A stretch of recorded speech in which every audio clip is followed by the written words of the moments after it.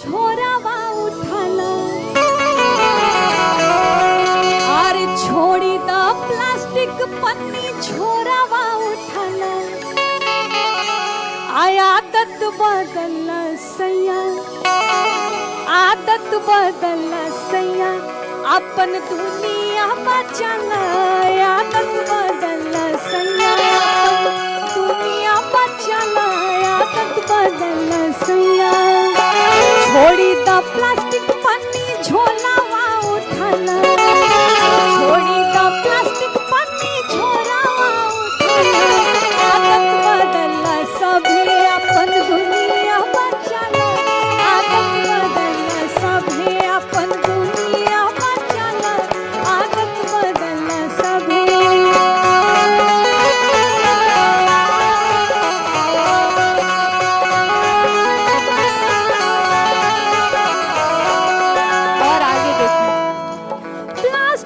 चलते भैया धरती सूखल जाता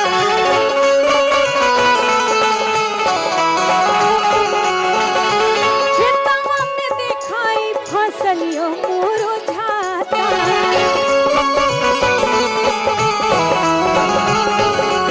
प्लास्टिक के चलते भैया धरती सूखल जाता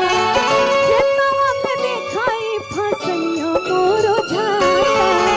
सोचाए राबी भैया सबके समझाता सोचाए राबी भैया सबके समझाता आदत बदल सभी आज झोरावा उठाना आदत बदल सभी झोरावा उठाना आदत बदल सभी छोड़ी द प्लास्टिक पन्नी झोरावा सियाला छोड़ी द प्लास्टिक पन्नी झोरावा सियाला आदत बदल सभी अपन दुनिया बचाला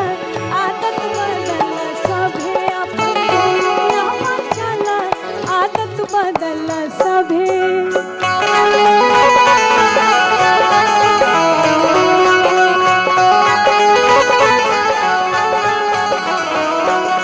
प्लास्टिक के बोतल में पानी मत पिया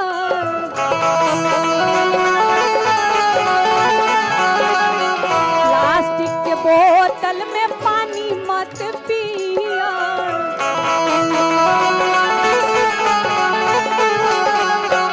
चुक्कड़ में पिया तो 100 साल जिया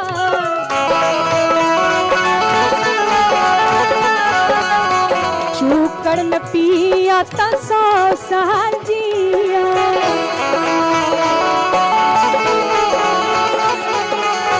सोचा है सिन्हा चाचा से हाथ बनाला सोचा है सिन्हा चाचा से हाथ बनाला आदत बदल सभी अपन धरती बचाला आदत बदल सभी अपन धरती बचाला आदत बदल सभी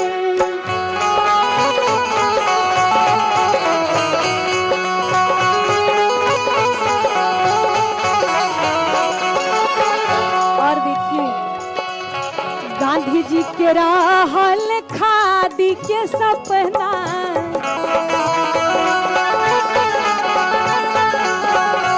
खादी अपनाला माना मोदी जी के कहना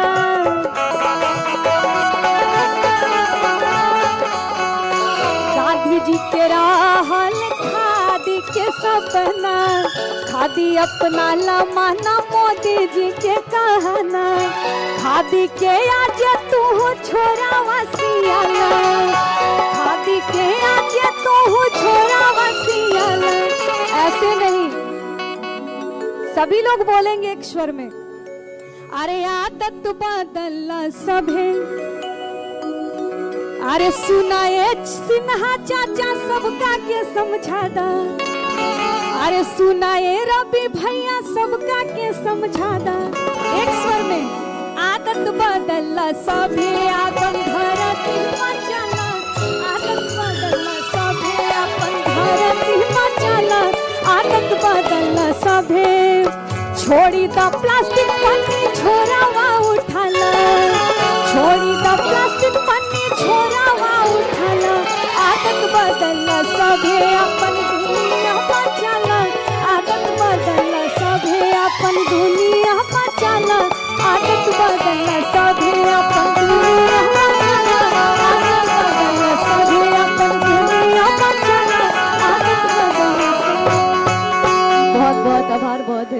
थैंक यू सो मच। देश और दुनिया से जुड़ी हर छोटी और बड़ी अपडेट्स के लिए सब्सक्राइब करें जिस न्यूज़ और किसी नोटिफिकेशन को पाने के लिए बेल आइकन को दबाना नहीं भूलें।